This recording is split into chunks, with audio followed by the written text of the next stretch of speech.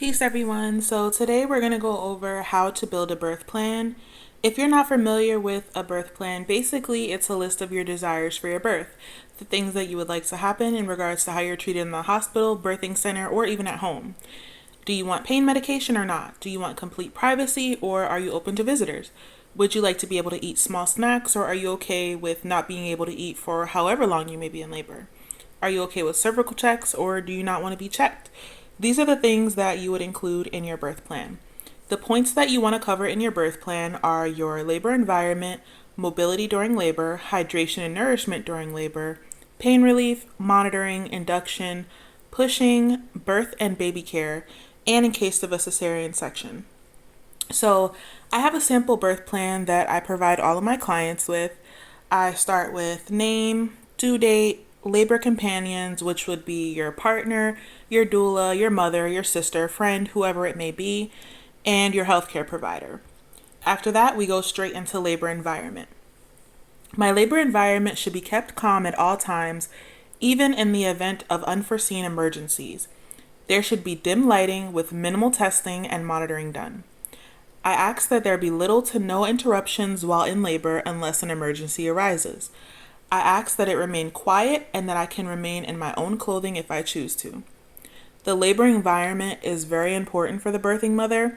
If she's not comfortable, then we can see things like failure to progress during labor, or she can just be very tense during labor, and that's not what we want. So, if mom is okay with, a lot of people coming in just to make sure that everything's okay with her and baby, then that's fine. You can include that in the birth plan, or you can just let them know, hey, it's okay, come in, check me. Yeah, I want this, do it, let's go. If she wants it, low key for everything to be calm, just chill, she wants candles lit, incense burned, things like that. Let that be known, put it in the birth plan, and then also reiterate it again once you get to the hospital or birthing center or wherever you may be. Mobility during labor. Mobility during labor is important to me, so I prefer to maintain all mobility during labor, being able to walk freely, change positions, get in the shower or tub if I desire to, and not be confined by EFM. If you're not sure what EFM is, it's electronic fetal monitoring. I do understand that EFM is necessary at times, and if it is required, then I strongly request that I have a wireless monitor.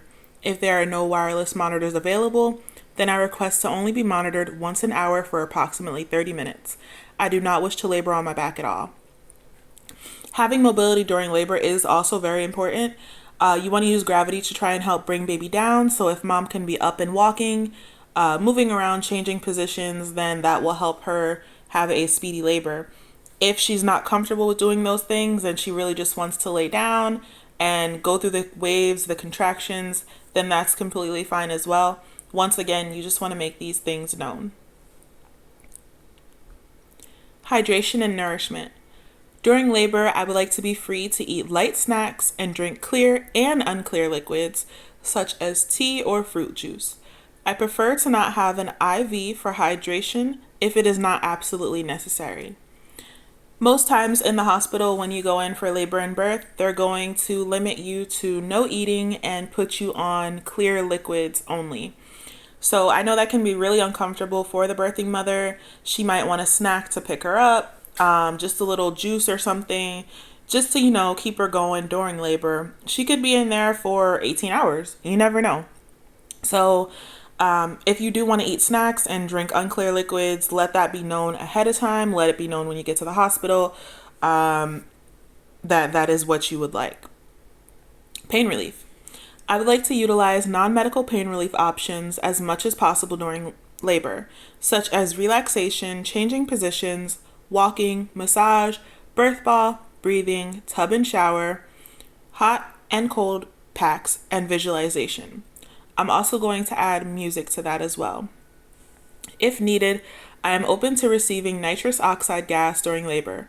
I do not wish to receive an epidural during my labor, nor any other pain medication. This section can be edited just like any other part of the birth plan. If you do wish to receive an epidural, awesome, go ahead and let that be known. If not, that's awesome too. Go ahead and let it be known. If you don't want to do anything else, As far as walking, changing positions, you can put that in your birth plan as well. And once again, just reiterate it once you get into where you're going to be having your baby at. Monitoring. I wish for my baby to be monitored as little as possible during my labor unless there is any emergency or concern for their safety or my safety. I also prefer to use a monitor that allows me to remain mobile. So it's really, really important that you let them know that you want a wireless EFM monitor. I know that in hospitals, they all get taken up and then you'll be stuck with the wired one and you'll have limited mobility with that. So that's pretty much one of the first things that you want to let your nurse know as soon as you go into labor. Whether you're in a hospital or a birthing center, let them know that you want a wireless monitor so they can try to accommodate that for you. Induction. I do not wish to have any medical augmentation during my labor, including but not limited to Pitocin and or breaking my bag of waters. I'm also going to add a membrane sweep to that. I prefer to try all non-medical methods such as walking, using upright labor positions, and working with my doula. So if you really don't like the idea of being induced, let it be known, put it in the birth plan. And then once again, when you get to wherever you're going to be having your baby, let them know that as well. Provide them with the birth plan. If you're okay with induction, then, you're okay with induction. If you only would like to be induced, if it's an absolute medical emergency, then I would say put that in your birth plan as well. Pushing. I prefer to wait until I feel the urge to push to do so, or until my baby descends. I would like to use a variety of positions during pushing that are comfortable to me. I would prefer natural tearing over episiotomy, but would like to have pressure applied to the perineum to avoid tearing if possible. I would like to avoid forceps and or vacuum extraction unless it is absolutely necessary to the safety of my baby or myself. I would like my healthcare provider to hand me my baby immediately and allow skin to skin if there are no complications with the baby. I would like to be allowed to feel my baby's head while crowning if I wish to do so, and have a mirror available to see my progression during labor. So sometimes when you're in the hospital, the doctors will be telling you push, push, push, and you're not really feeling a contraction or the urge to push yet. So if you're more comfortable with pushing when your body tells you to push, let that be known. If it's not in your birth plan, that's completely fine. Tell them right then and there in the hospital. Whether you tell the doctor, your partner, your doula, your mother, whoever is there, let that be known so they can advocate for you that you will not be pushing until you feel the need to do so. A lot of the time, I see women that don't have to push at all. They use their baby's reflexes. Basically, it's a fetal ejection reflex where the baby is pushing to bring itself down further into the birth canal so it can come out on its own. Just with deep breathing and concentration, you can go ahead and get the baby out without pushing. So if you want to do that, let it be known. If you do not want an episiotomy, you don't have to get one. If you want to avoid tearing naturally, let it be known. A lot of women like to feel their head when they're crowning, just to see hey, it's real. I'm almost there. Let's do this. It gives them that last little push to go ahead and get baby out. Also, a mirror to be able to look and see your progression also helps women. Give them that last little push to say, okay, baby's almost here. I can do this. It's almost over. So those things may help.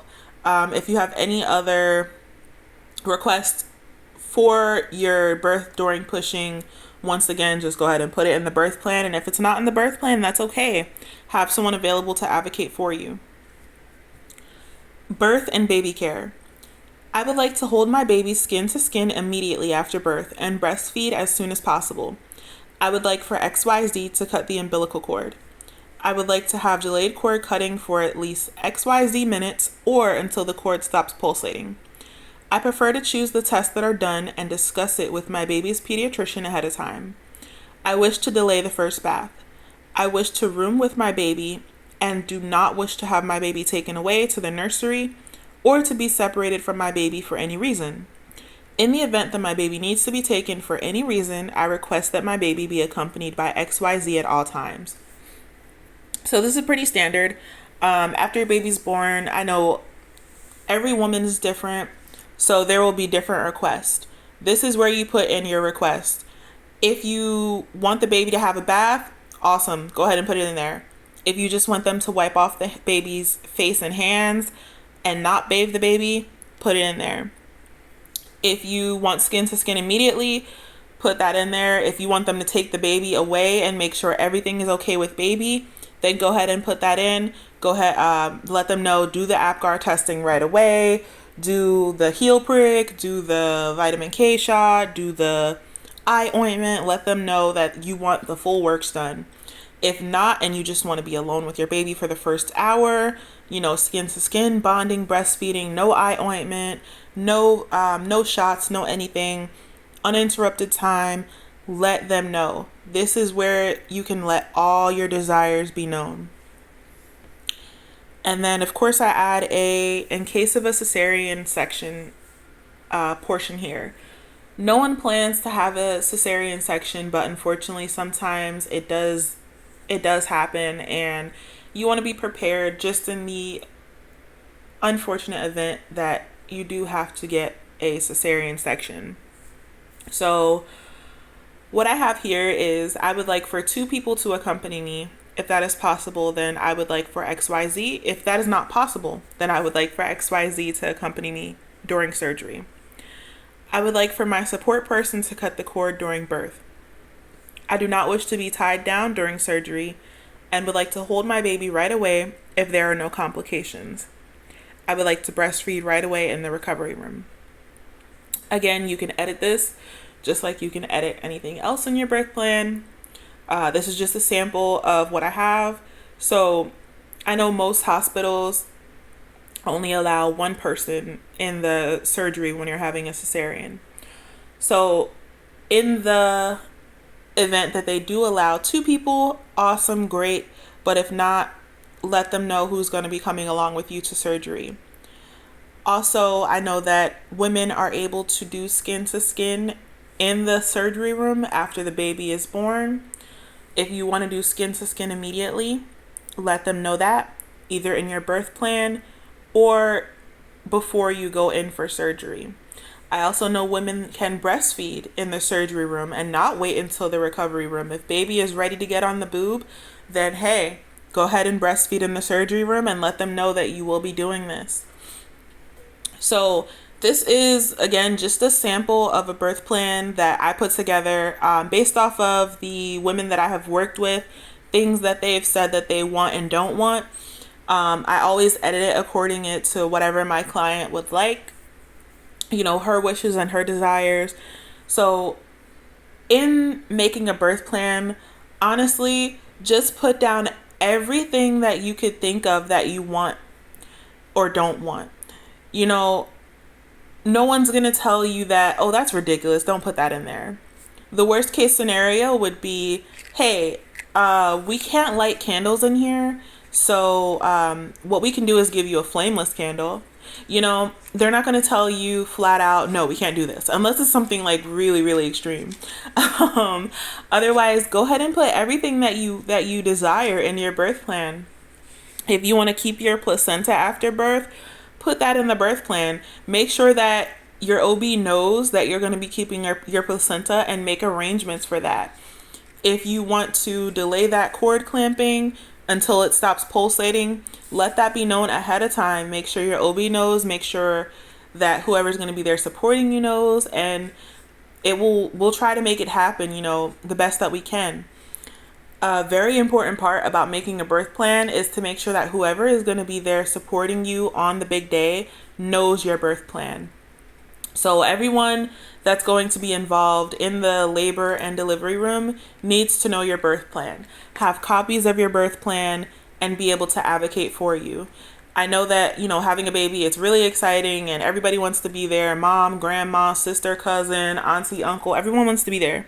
And that's cool and all. But if you're not going to be there to help and advocate and support what your wishes are, then you don't need to be there during that process. You can see the baby once the baby's born. So make sure that you have a strong support team that can advocate for you. Make sure that they'll be able to keep on track with your birth plan and help facilitate the birth that you would like. So that's all I have for now, guys. I hope you enjoyed this video, and I'll be back with more. Peace.